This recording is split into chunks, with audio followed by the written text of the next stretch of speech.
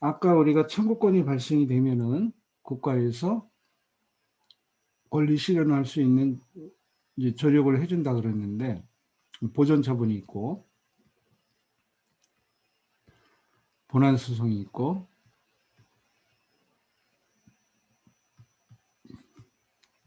강제 집행이 있어요. 요거는 민사 집행 영역이라 그랬죠. 요거는 민사 소송 영역이고요.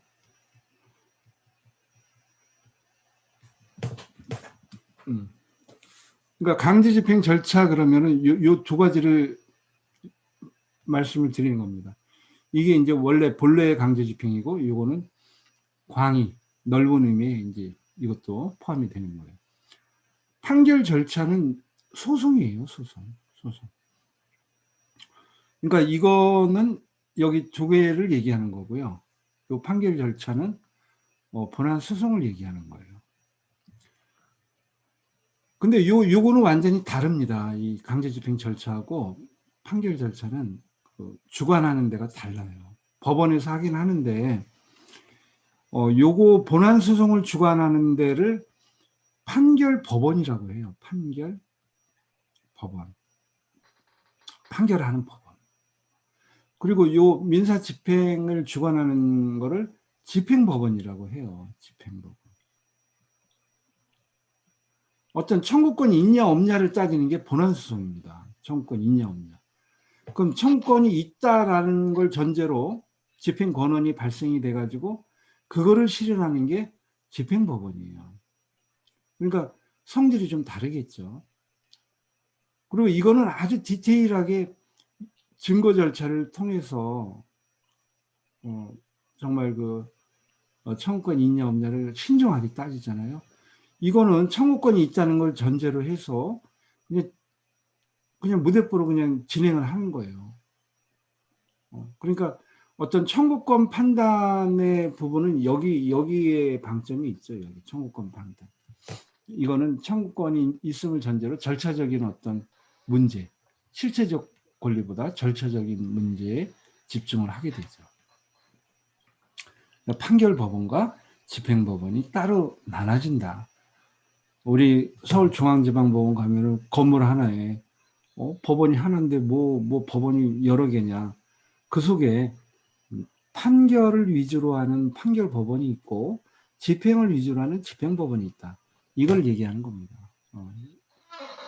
그리고 이 판결법원은 집행법원 하는 일을 몰라요. 집행법원은 판결법원 하는 일을 몰라요.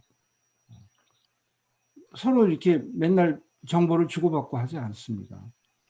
그것만 해도 뭐 엄청 시간이 많이 걸리니까 이거 모르는 게 맞아요. 그러니까 이걸 알게 하기 위해서는 항상 자료를 제출해 줘야 돼요. 지금 이렇게 나눠졌다는 거에 현실적인 실무적인 가장 중요성을 띠는 게 서로 모르기 때문에 무슨 뭐 소제기했습니다. 소제기 증명원을 집행법원에 제출을 해줘야 되는 거예요. 서로 모르기 때문에. 이 관계를 한번 보자고요.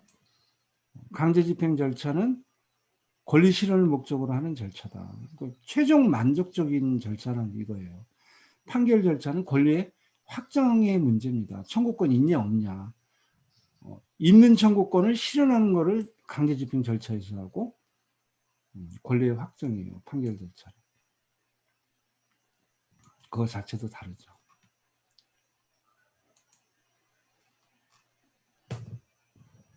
그리고 양자는 별개의 독립된 기관이 하는 독립된 절차다. 전자가 후자의 속행된 일부도 아니다. 완전히 별개란 말이에요. 그래서 모든 강제 집행에 앞서 반드시 재판 절차가 있는 건 아니다. 이 말은 뭘까요? 강제 집행을 하기 전에 재판 절차가 반드시 있어야 된다?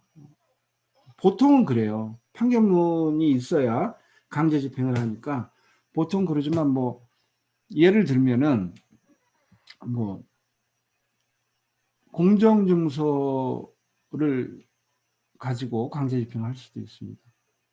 약속오음이라든지 또 소비대차,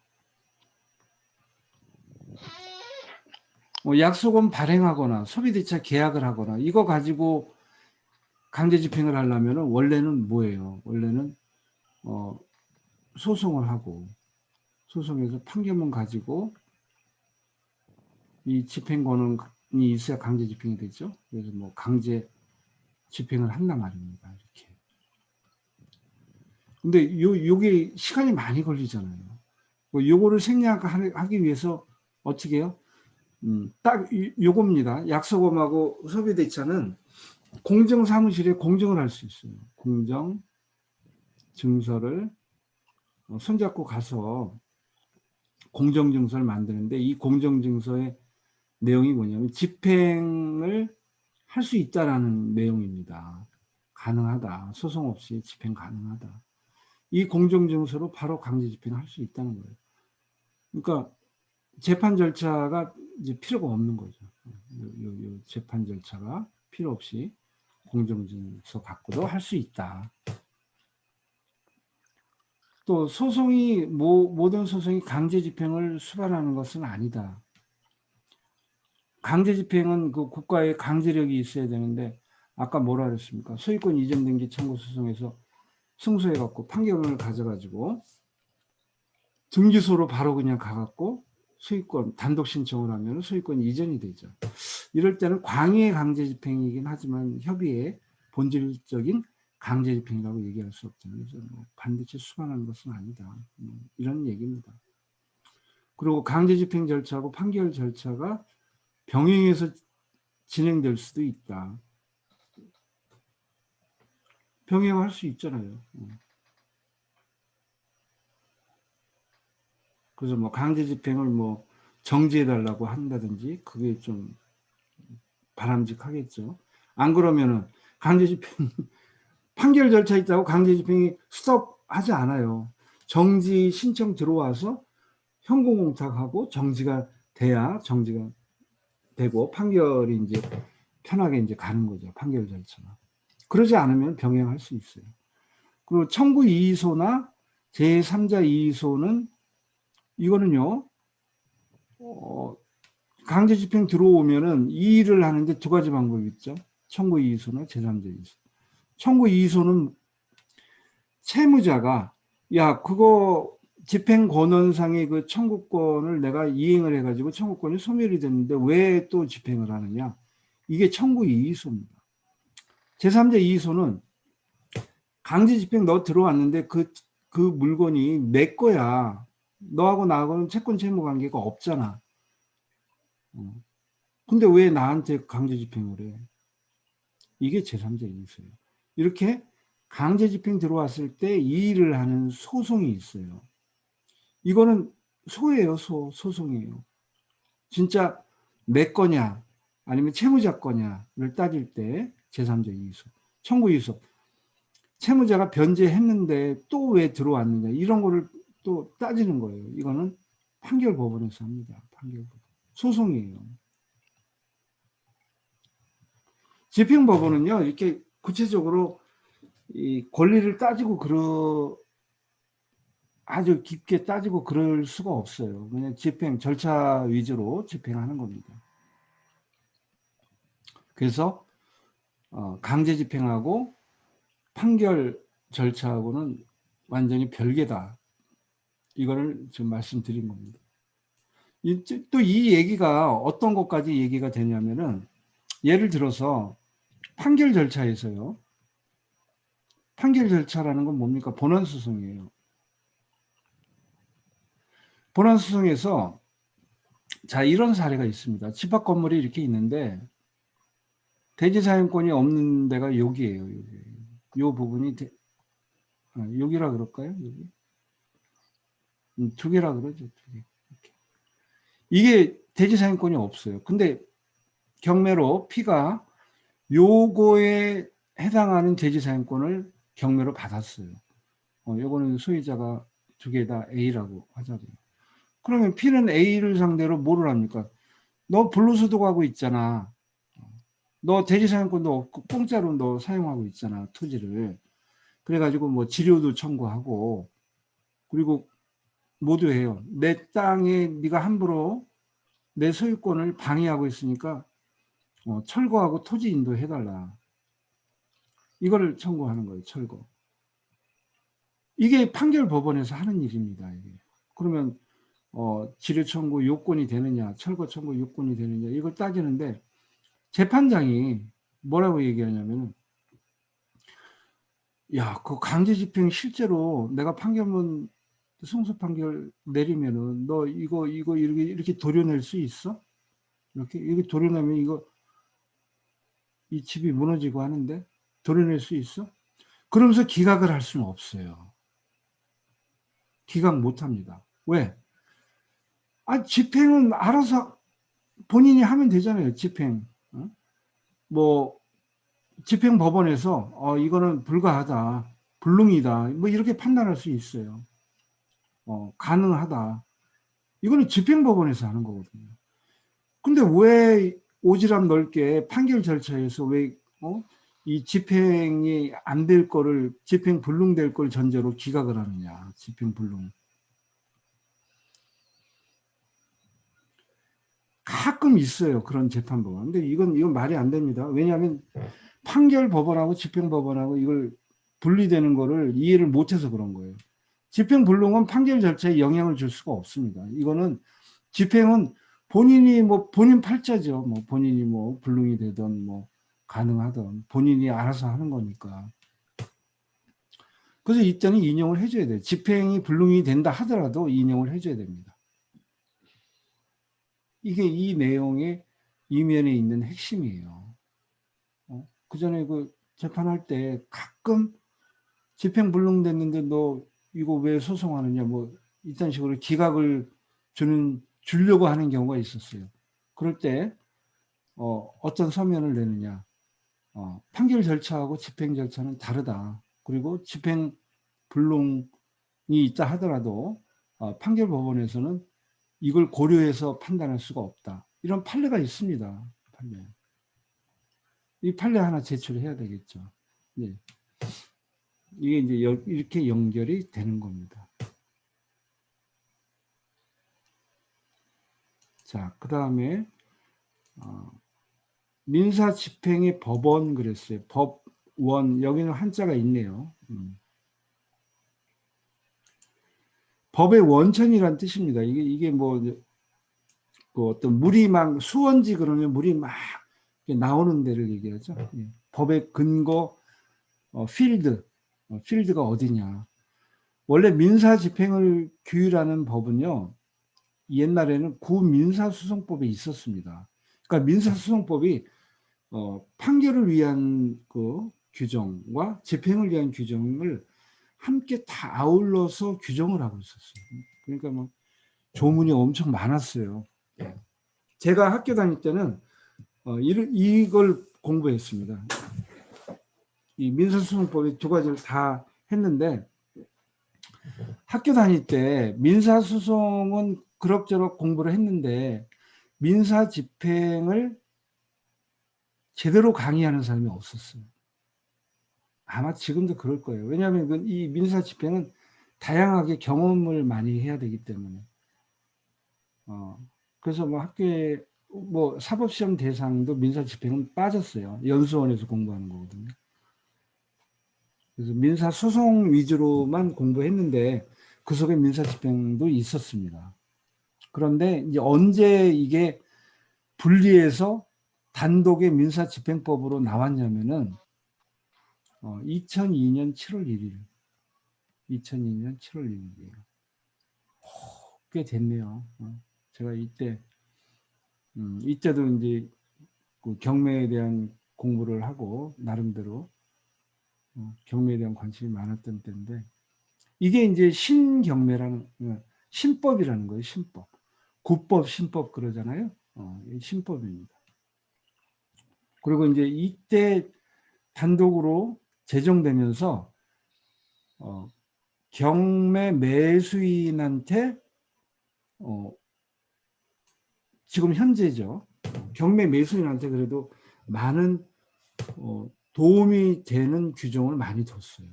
전에는요, 경매 매수인이 하나 뭐 물건 받으려면은 지금보다 서너 배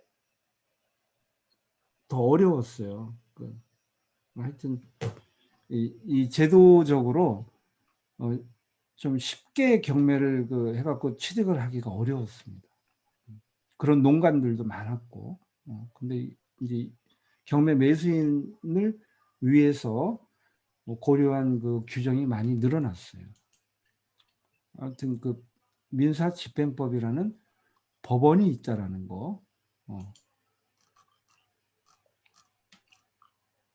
자, 그리고 민사집행의 종류를 보면은 집행 대상을 기준으로 이제 여러 가지 이제 각도에서 이제 분류를 하면요. 동산 집행하고 부동산 집행이 있다는 겁니다. 동산 집행하고 부동산 집행. 근데 아까 동산 그러면요. 부동산 아닌 물건을 얘기하는데 민법상의 개념은요. 여기 민사집행법의 동산이라면 채권까지 포함되는 겁니다. 채권. 어쨌든 부동산은 아니죠. 물건도 아니지만 채권은 부동산 아니고, 근데 채권 집행은 동산 집행 카테고리에 포함되는 겁니다. 그래서 집행 대상이 되는 채무자의 재산 종류에 따른 구별이다. 이때 채무자는 돈 채무자입니다. 이 동산 집행, 부동산 집행. 대상인 재산의 성질에 따라서 집행 기간, 집행 절차에 여러 가지 차이가 있다. 부동산 집행은 부동산 강제 경매 절차에 따르는 거고, 동산 집행은 두 가지죠. 유체동산은 집행관한테 집행해달라고 신청하는 거고, 채권 집행은 압류 및 주심, 압류 및 전부, 또 압류 및 매각 명령, 뭐 이렇게 나눠집니다. 집행 기간에 따라서, 집행 절차에 따라서 차이가 있다. 집행 기간이라는 것도 좀 우리가 이해할 필요가 있습니다. 집행 기간은 법원만이 아니에요. 법원만이 아니고 대표적인 게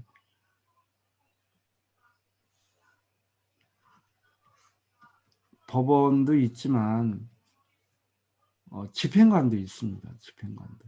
다 집행 기관이에요. 또는 뭐 법원, 사무관 등도 있어요. 자기 영역이 있습니다. 이렇게 세 파트가 있거든요. 유체동산은 여기에다가 해야 돼요. 유체동산.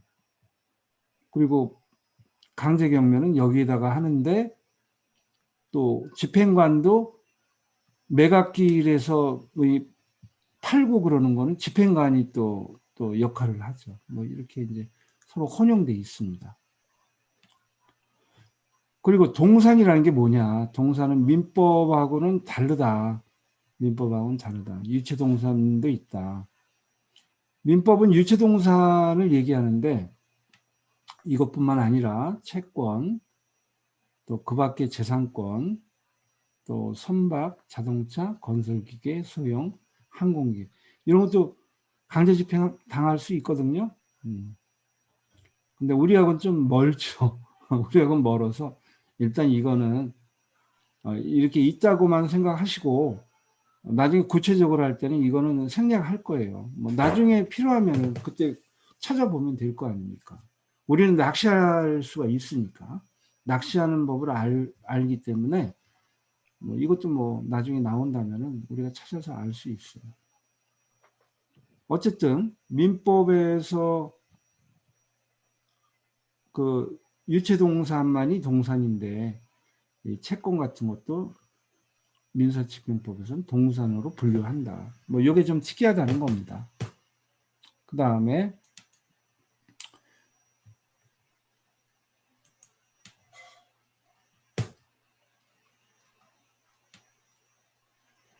자, 진행의 방법, 어떤 방법으로 진행하느냐, 강제집행을.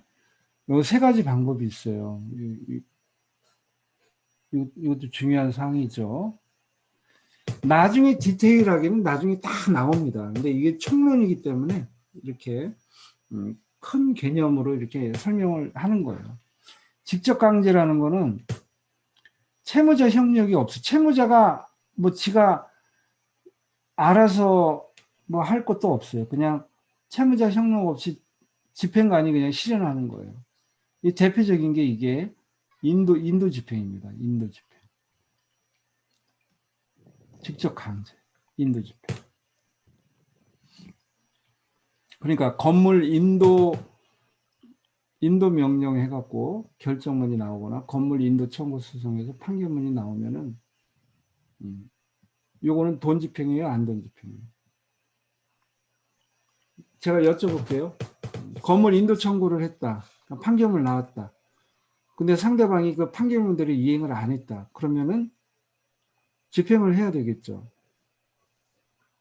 그때 자, 집행에는 돈 집행이 있고 안 돈 집행이 있는데 돈 집행이에요, 안 돈 집행이에요? 누가 한번 말씀해 보세요. 안 돈이요. 안 돈이죠. 왜냐면 조용히 계시니까 저 혼자만 있는 것 같은 느낌이 들어서 우주 공간에 저 뒤에 배경이 우주거든요. 돈 집행이 아니고 안 돈 집행입니다. 안 돈 집행인데 그러면 안 돈 집행에서도 이제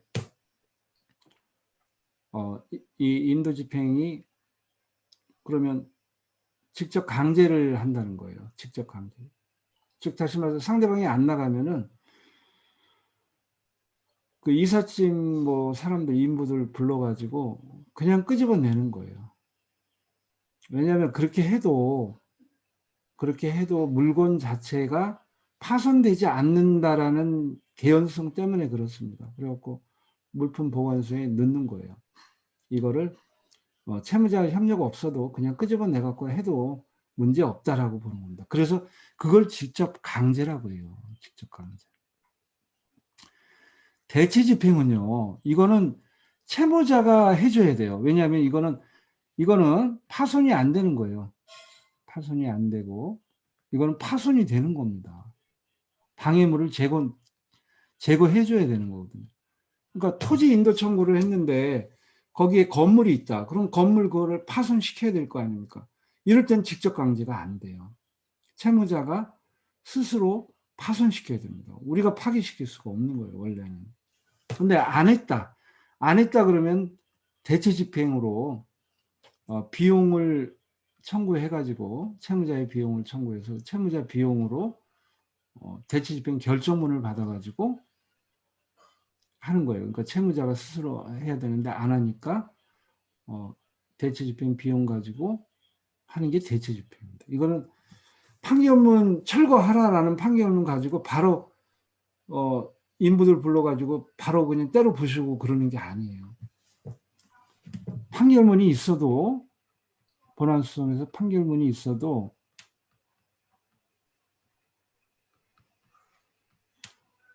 안 하면은 그 피고가 안 하면은 대체 집행 신청을 또 해야 돼요. 이거 많이 실수하죠. 모르는 사람은 뭐 당연히 실수할 수밖에 없어요. 알고 모르고가 극과 극이에요. 알면 쉽고 모르면 어려운 겁니다. 대체 집행 신청을 합니다. 철거하라고 하는 거는. 신청해서 이거 결정문 받아가지고 이 결정에 의해서 철거를 하는 거예요. 이때 결정은 뭐라 그러냐면 뭐 집행관으로 하여금 철거 뭐 하라 뭐 이런 결정을 내리는 겁니다. 판결문은 뭐예요? 피고는 철거하라 이거거든요. 그러니까 파손이 되는 거는 직접 강제를 처음에 못합니다. 바로 못해요. 그걸 얘기하는 겁니다.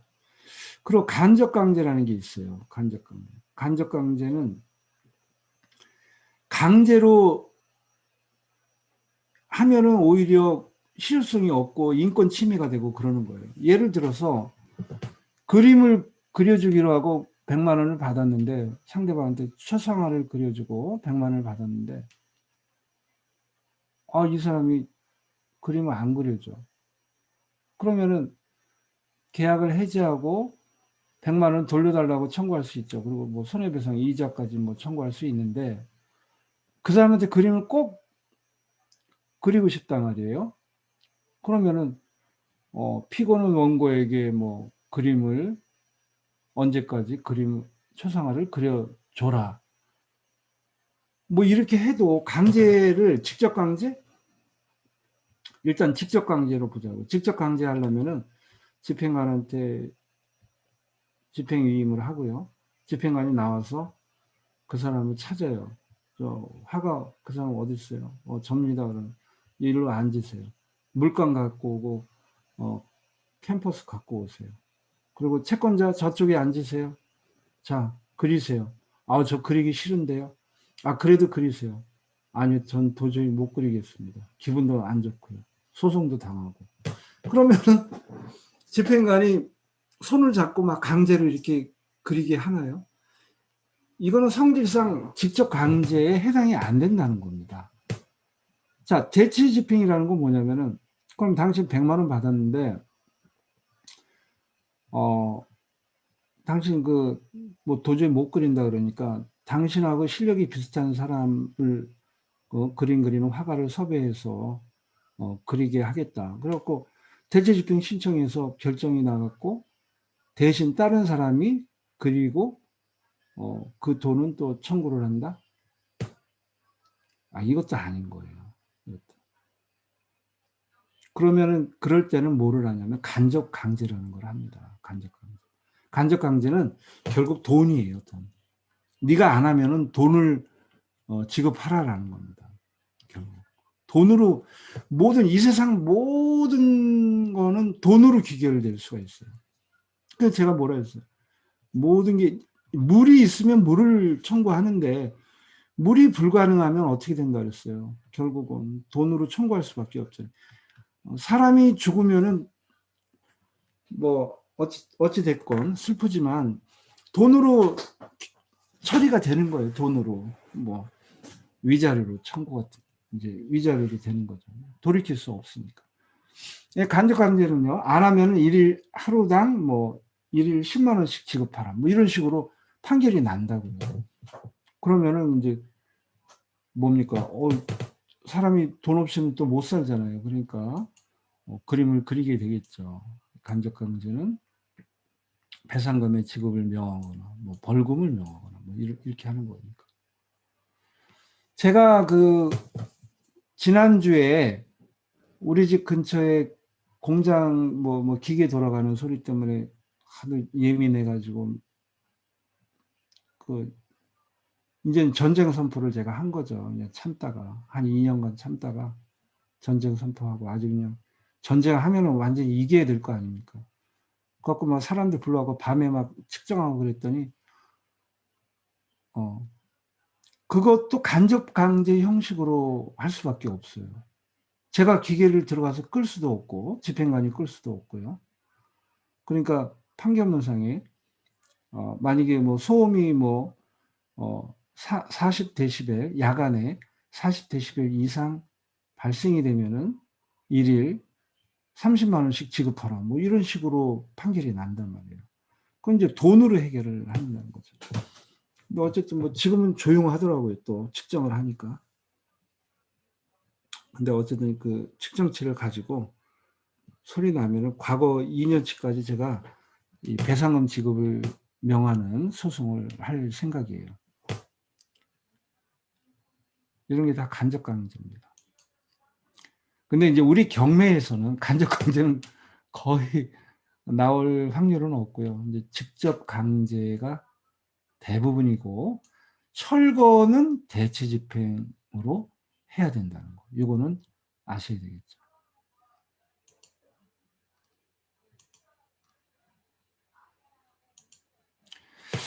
이제 여러 가지 분류가 있는데요. 집행 효력을 기준으로 한다 그랬어요. 집행 효력. 이것도 중요한 개념입니다. 판결이 확정이 되면은 본집행을 할 수 있는 거죠. 판결이 확정되면 여기에 보전 처분이 있고 본안 소송이 있고 여기서도 본안 소송도요. 판결이 확정이 안 된 거는 그냥 종국 판결이라 그래요. 그리고 뭐 항소를 했다든지 뭐 이렇게 할 수 있죠. 근데 확정 판결이 또 있습니다. 확정 판결. 확정 판결은 더 이상 이제 다툼이 없잖아요. 그러니까 이 확정 판결은 그 집행을 그냥 할 수 있습니다. 이 확정 판결에 의한 집행을 본집행이라 그래요. 본집행. 그 본연의 집행이에요. 본연의 집행. 그러니까 보통 이제 확정 판결은 다툼이 없으니까 이제 이대로 진행을 하는데, 우리 그 건물 인도라든지 건물 인도 뭐 이런 소송에서 1심에서 피가 승소했어요. 그래서 환호를 하고 뭐 이제 빨리 이제 건물을 이제 점유하려고 하는데 상대방 A가 항소했습니다. 항소하면은 2심에서는 2심 계류가 되잖아요. 2심 계류. 이거는 판결이 확정됐다라고 얘기를 안 하죠. 이거는 1심 종국입니다. 1심 종국이고 2심 계류예요. 근데 이 항소권을 남발을 방지하기 위해서 2심 종국 판결에 뭐 제1항은 뭐 가집행할 수 있다. 이런 주문이 들어가요.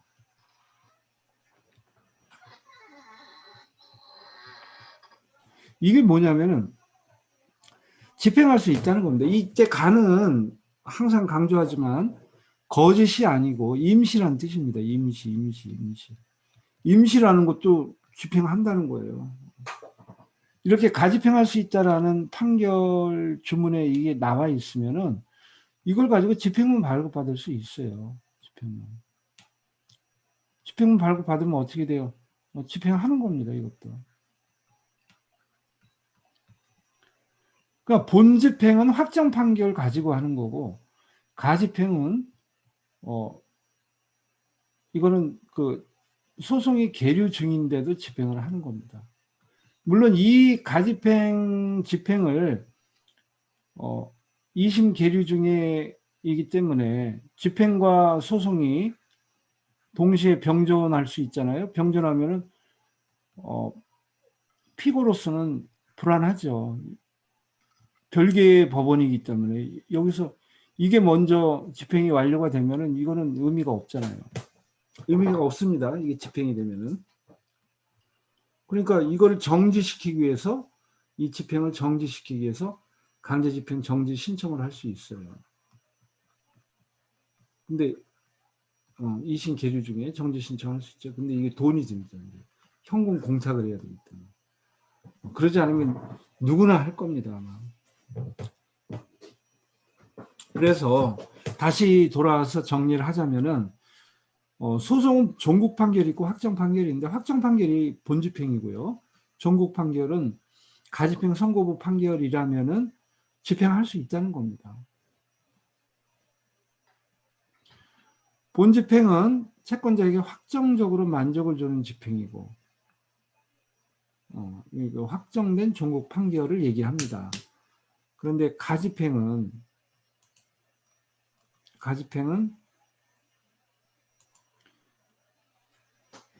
이것도 결국은 만족을 줘요. 만족을 줍니다. 잠정적으로 만족을 주는데 나중에 뭐 패소가 된다든지 뭐 가집행이 취소가 된다든지 이러면은 좀 변화가 있겠죠. 변화가 있기 전에는 어쨌든 만족을 줍니다. 그런데 상급심에서 가집행 선고나 뭐 본안 판결을 바꾸는 판결이 선고되면은 효력을 잃게 되죠. 요거는 있죠. 요거는 있는데, 그래도 빨리 그 집행이 되면요. 어떻게 돼요? 부동산 경매 같은 경우 매각대금을 내면은 피는 뭐 문제 없이 그 소유권 취득하게 되거든요. 그러면 빨리 집행이 되면은 그 이후에 뭐 가집행 판결이 바꿔졌다, 변경이 됐다, 이렇게 해도 이제 돌이킬 수가 없어요. 돌이킬 수 없으니까 결국 뭘로 해결해요? 돈으로 해결하는 겁니다. 손해배상 뭐 이런 거 당하고 그러는 거죠. 그거 말고는 다 만족을 주는 거예요. 만족 집행. 근데 여기서 우리가 이면을 보면요, 이제 이런 사례가 있어요. 우리가 조종이라는 거를 잘해야 됩니다. 이 조종이 사실 굉장히 어려운데, 어려운 이유가 있어요. 이 조종을 주재하는 사람이 적극적으로 누구를 위해서 하는 게 아니거든요. 그러다 보니까 당사자들이 열심히 하지 않으면은, 당사자의 어떤 유리한 거를 관철시키기가 어려워요. 그냥, 예, 알았습니다. 뭐, 당신 똑똑하니까 알아서 잘 해주겠죠. 이게 천만의 말씀입니다. 특히나 조종은 더 그래요. 그래서 조종 같은 거 할 때, 이거 한번 보세요. 이 이제 낭패를 볼 수 있는 건데, 자, 1심에서 P가 승소했어요. 근데 이제 항소했습니다. 상대방이. A가 항소했어요. 그러면 이거는 판결이 확정이 된 게 아니니까 본집행할 수는 없고, 가집행 선고부 판결을 받아갖고, 집행을 할 수 있죠. 집행 들어갔습니다. 부동산 강제경매.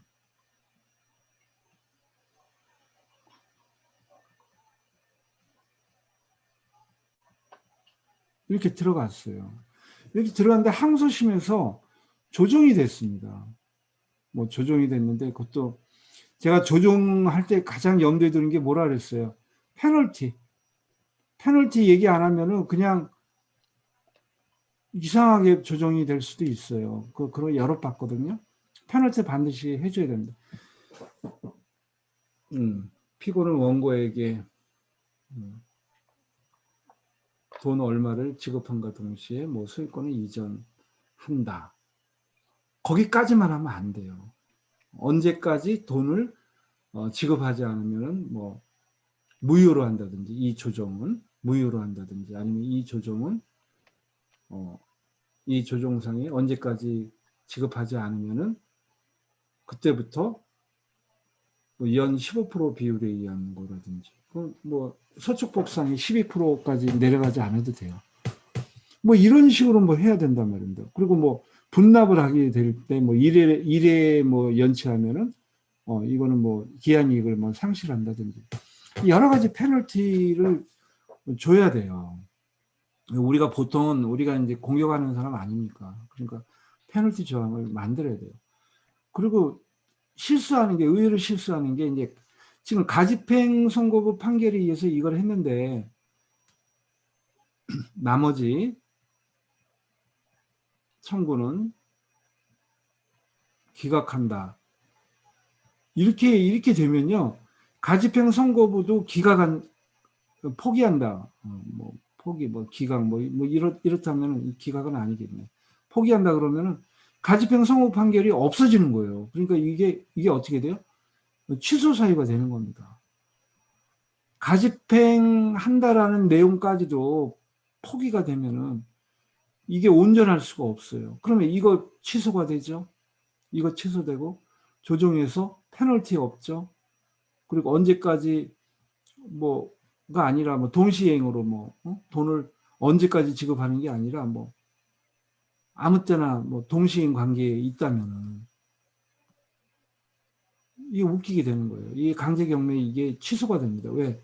나머지 청구 포기한다 그러면은 가집행 선고부 이 판결도 이게 없어지게 되잖아요.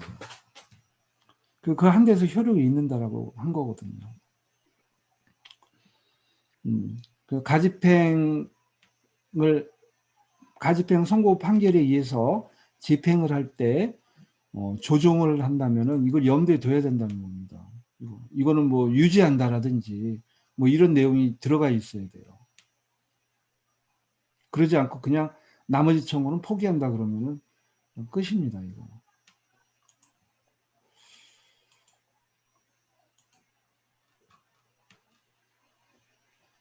만족 집행과 보존 집행 이거는 뭐 우리가 항상 했던 거죠. 리갈 마인드 스펙트럼에서 처음에 보존 처분 있고 그 다음에 본안 수송 있고 그다음에 집행을 하게 되죠. 채권자에게 전국적인 만족을 주는 집행이 만족 집행이다.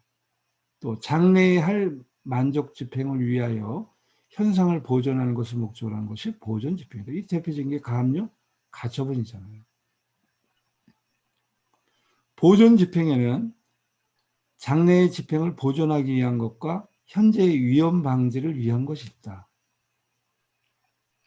이게 이제 이것도 큰 그 분류예요. 분류인데,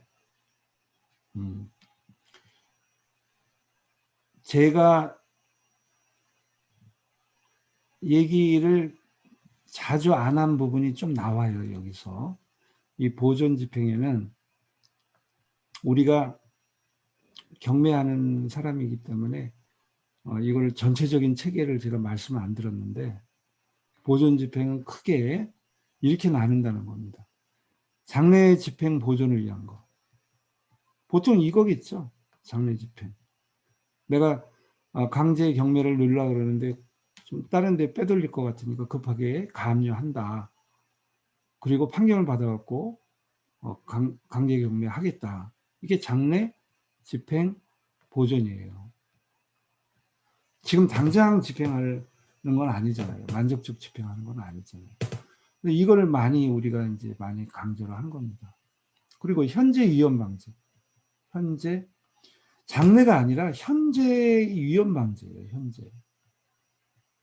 이거는 제가 많이 얘기를 안 했어요.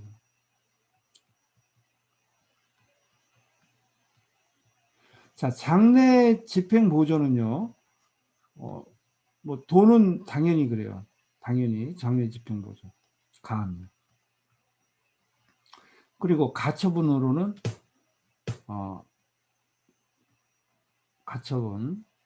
가처분은 여러 가지 종류가 있는데 가압류는 그냥 하나입니다. 근데 가처분은 다툼의 대상이 되는 가처분이 있어요. 다툼의 대상이 대한 가처분. 이건 이제 계쟁물이라고 하는데 옛날 말로 계쟁물. 계쟁물을 다툼의 대상이 되는 가처분이라고 그래요. 이건 뭐냐면 가처분은 안돈이죠. 안돈인데 어떤 안돈 청구가 네 거냐 내 거냐를 따지는 거예요. 어떤 물건에 대해서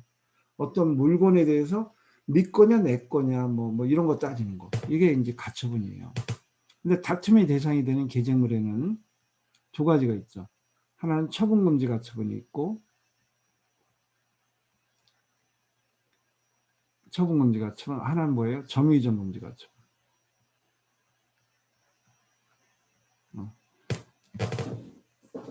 처분금지는 등기부상에 하는 거죠. 그리고 점유이전금지 가처분은 그 점유 이전하지 말라는 거니까. 이거 내가 점유를 내가 회복을 하든지 아니면 소유권에 의해서 내가 점유를 찾아야 되는데 너가 지금 점유를 안 내주고 있으니까 내가 좀 인도 청구 소송을 하겠다. 그런데 네가 또 다른 사람한테 또 점유 이전하면 인도 청구가 꽝이 되잖아요. 그러니까 일단 묶어두기 위해서 점유 이전 금지 가처분. 이런 게 다 다툼의 대상이 되는 가처분이에요. 이 카테고리예요. 그러니까 지금까지 제가 많이 말씀드린 거는 요 부분이에요. 요 부분. 장래 집행을 보존하기 위한 거예요. 현재 위험 방지는 뭐냐? 이거는 이제 좀 특이한 그 가처분인데 임시 지위를 정하는 가처분이라고 해요. 임시 지위 정하는 가처분.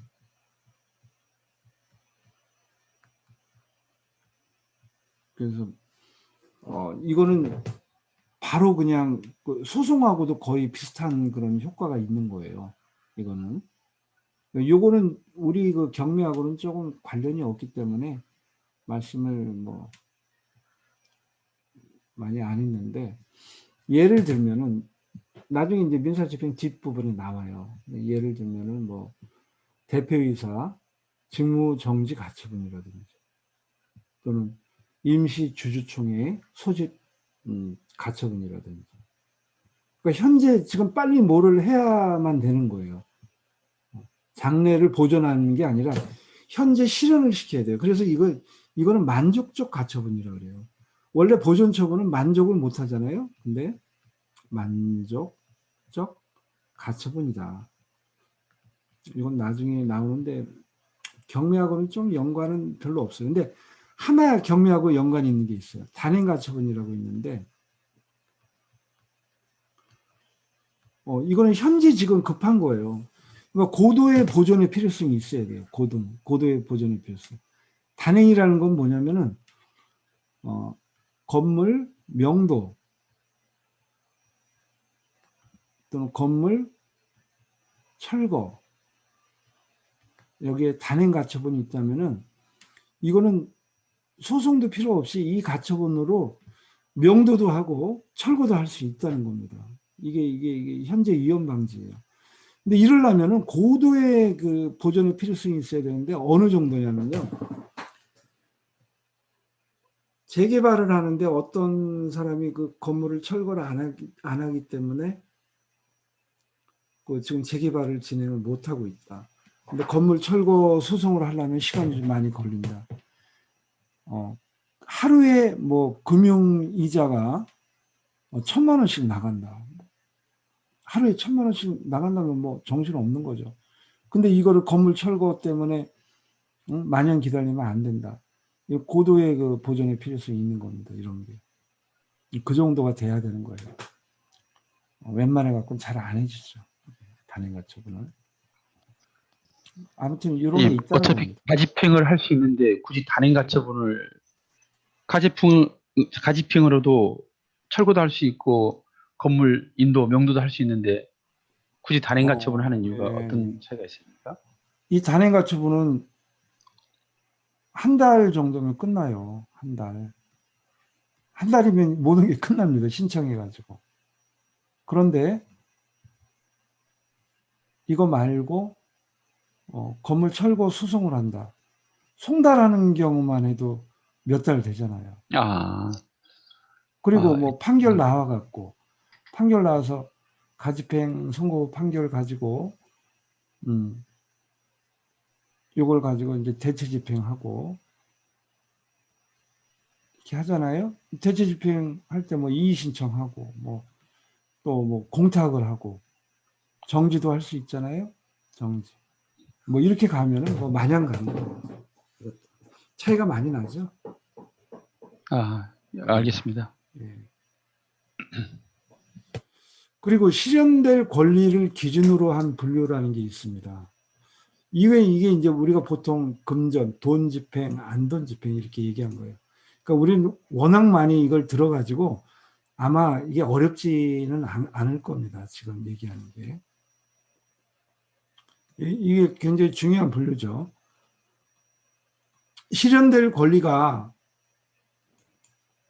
금전 채권인 경우는 금전 채권에 기초한 강제 집행이다. 금전 집행, 금전 집행, 금전 채권의 집행. 우리는 소위 돈 집행이라고 얘기를 하죠. 그리고 비금전 채권인 경우는 비금전 집행, 비금전 채권의 집행. 뭐 이렇게 이제 할 수 있죠. 법은 양자를 명백히 구별을 하여 규정하고 있다. 아까 그 체계를 보면은 그렇게 돼 있죠. 금전 집행이 꽤 조문이 많고 비금전 집행은 조문이 뭐 조금 있었어요. 법은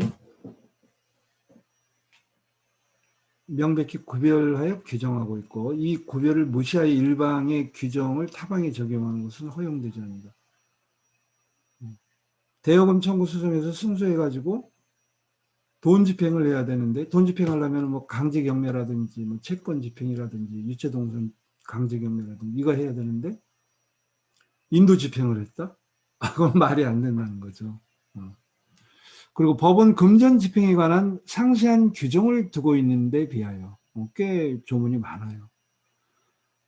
비금전 집행에 대해서는 7개 조문을 두고 있을 뿐이다. 그 이유가요. 이 금전 집행은요. 빚잔치이기 때문에 다른 채권자들이 막 낑겨들 게 통례예요. 통례. 그 빚잔치 절차로서 압류, 현금화, 배당 뭐 이런 반드시 지켜야 될 절차를 이렇게 규율하고 있죠. 근데 비금전 집행은요, 자, 인도하라라는 판결문을 받으면은 1대1 대응이에요. 빚잔치가 아니잖아요. 다수가 존재하지 않습니다. 내가 그냥 실현하면 되는 거예요. 그러니까 뭐 집행 위임을 해가지고 그냥 끌어내면 되는 겁니다. 그러니까 비금전 집행이 굉장히 간단하죠. 시간도 얼마 안 걸리고요. 그걸 얘기하는 겁니다. 그리고 금전 집행은 부동산 경매, 부동산에 대한 집행을 부동산 경매라고 그러죠.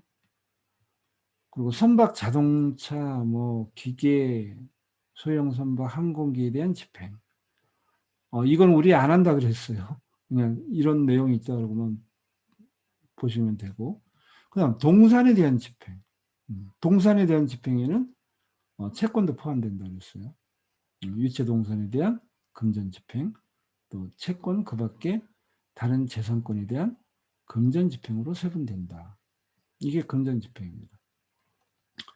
비금전 집행은 뭐 물건의 인도를 구하는 청구권의 집행, 또 뭐 자기, 부자기, 의사표시를 구하는 청구권의 집행. 자기란 말은요, 만들 짝이에요. 만들. 행위를 만드는 거예요. 내가 적극적으로 액션을 취하는 게 자기예요.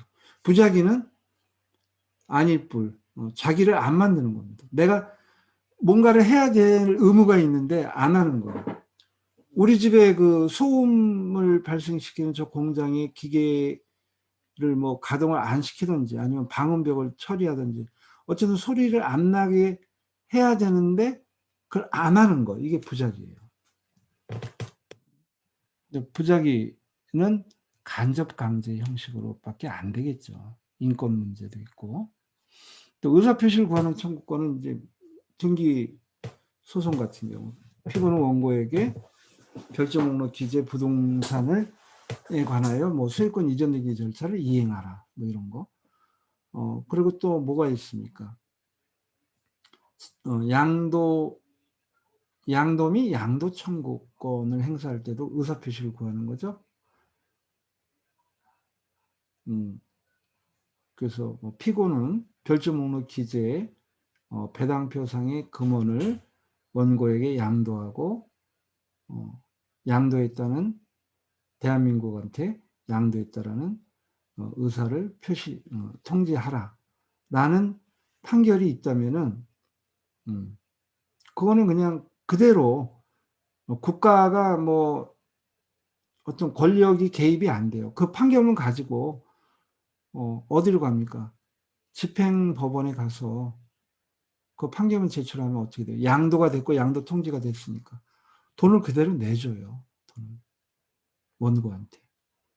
배당표는 피고로 돼 있지만 판결문상에 원고한테 양도하고 양도 통지를 하라 그런 거라면은 그걸 원고가 가지고 가서 그냥 돈을 받으면 됩니다. 그 채권 양도 계약과 양도 통지를 강제하는 거죠. 이렇게 판결로서. 이렇게 비금전 집행은 이렇게 나눈다는 거예요. 이것도 비금전 집행입니다. 채권 양도 및 양도 통지도. 양도에 방점이 있는 거예요. 채권 양도하고 양도 통지하라 이거예요. 그래서 뭐를 해요? 가처분을 하는 겁니다. 선순위 가처분이나 선순위 가등기를 인수하고 피가 매각대금을 낼 때 혹시나 해갖고 배당금을 지급을 금지하는 그런 보존 처분을 할 때 피보존 권리가 뭐예요? 양도면 양도 통지입니다. 만약에 잘못되면은 배당표상의 금원을 나한테 양도하고 양도 통지하라 이거예요. 그러니까 가처분을 하는 겁니다. 비금전이니까. 찾아가면은 그때는 돈으로 변했기 때문에 가압류를 하는 거고요. 피가 무효를 당했다. 피가 무효당할 수도 있잖아요. 피가 열심히 했는데 집합 건물이 있는데 여기 어떤 지분을 피가 매수했어요. 근데 여기에 대지사용권이 없는 사람을 찾아가지고 A를 상대로 소송을 했어요. 그럼 P는 뭐를 합니까? 뭐 치료하고 철거를 하겠죠. 철거. 뭐 이렇게 청구를 했어요. 근데 A는 뭐라 그러냐면은 대지사용권이 있다라고 주장하는 겁니다.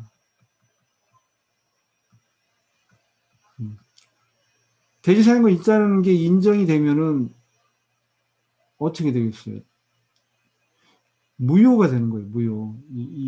요 종물만 처분이 돼갖고 이게 무효가 되는 겁니다.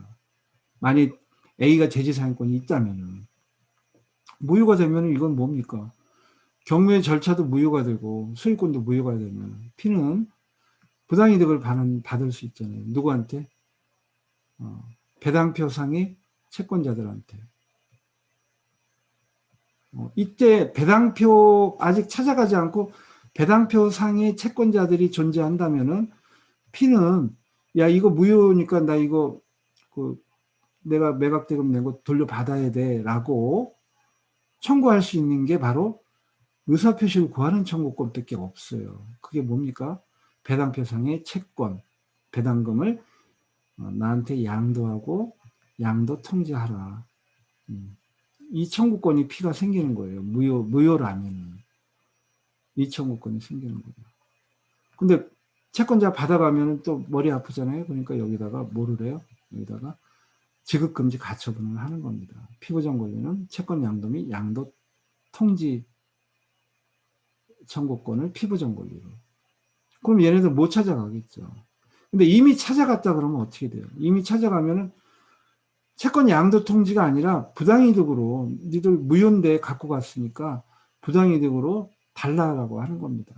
그때는 부당이득금 반환 청구권을 가지고 가압류를 해야 되겠죠. 만약에 은행이라면 어떻게 돼요? 은행이라면 뭐 이자 요즘에 이자 5%도 꽤 센 이자 아닙니까? 느긋하게 뭐 하면 되겠죠. 은행이라면. 이런 게 이제 의사표시 구하는 청구권에서 우리 경매의 대표적인 겁니다.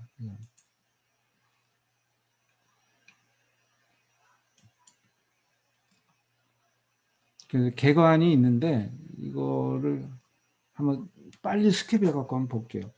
금전 채권에 기초한 집행이 있고 비금전 채권에 기초한 집행이 있다. 근데 금전 채권이 이렇게 양이 많아요. 부동산에 대한 집행. 부동산에 대한 집행은 강제 경매가 보통 우리가 알고 있는 게 강제 경매죠. 강제 관리라는 것도 있어요. 근데 어쩌다 한번 나오는데 여기에 뭐 시간을 쏟을 필요는 없어요. 이것도 생략할 겁니다. 이제 이것만 있다라고만 아시면 돼요. 우리는 주로 이제 이쪽을 얘기하는 거예요. 그럼 항상 절차는 어떻게 돼요? 압류하고 현금화하고 변제하는 거, 배당으로 가는 거. 선박 이거 생략할 겁니다. 자동차 건설기계 이것도 뭐 강제경매 예에 따르니까 생략. 항공기 생략. 그리고 동산에 대한 집행이 있어요. 동산은 민법하고는 달리 유체동산뿐만 아니라 채권, 그 밖에 재산권에 대한 집행도 포함한다 그랬어요. 유체동산은 집행관 사무실에 집행 신청하면 이제 빨간 딱지 붙이는 게 압류예요. 그리고 바로 현금화가 안 됩니다. 빨간 딱지 붙이고 돌아와서 이제 감정을 해요. 현금화 절차로서 감정을 하고 그리고 또 집행 날짜를 잡습니다. 그때 이제 호가 경매를 하는 거예요. 그리고 현장에서 막 돈을 주기도 해요. 경쟁이 있으면은 현장에서 줄 수는 없죠. 한 명, 그 채권자가 한 명이라면 현장에서 받습니다. 채권 및 그 밖의 재산권에 대한 집행. 이거는 우리 요건사실에서 일부를 조금 맛을 봤잖아요. 돈 집행은 항상 압류, 현금화, 변제 순으로 가는 겁니다. 그러니까 여기서도 압류하고 현금화. 현금화에서 금전 채권은 추심 전부 명령. 그리고 특별 현금화 방법이 있어요. 이때 추심 전부 명령은 피압류 채권도 뭡니까? 피압류 채권도 이거 돈이면은 추심 전부 명령을 하고 안 돈이면은 특별 현금화를 한다는 거예요. 이제 이게 핵심입니다. 그러니까 돈 안 돈 구별이 굉장히 중요합니다. 자, 그리고 비금전 채권을 보면은 뭐 인도 청구 집행, 또 자기 채권 집행, 또 부자기 채권 집행, 뭐 이렇게 분류가 돼 있어요. 뭐 대체 집행, 간접 강제 뭐 이런 건데 이건 넘어가겠습니다. 어때요? 뭐 어렵지는 않죠? 어렵습니까? 어떻습니까? 네, 그럭저럭 들을만합니다. 예, 뭐 지금 이거는 뭐 외우다시피 뭐 열심히 뭐 이렇게 하는 것보다는 그 체계를 잡는 데 위주로 해서 총론은 좀 보시면 좋을 것 같아요. 질문 혹시 있습니까? 질문이요?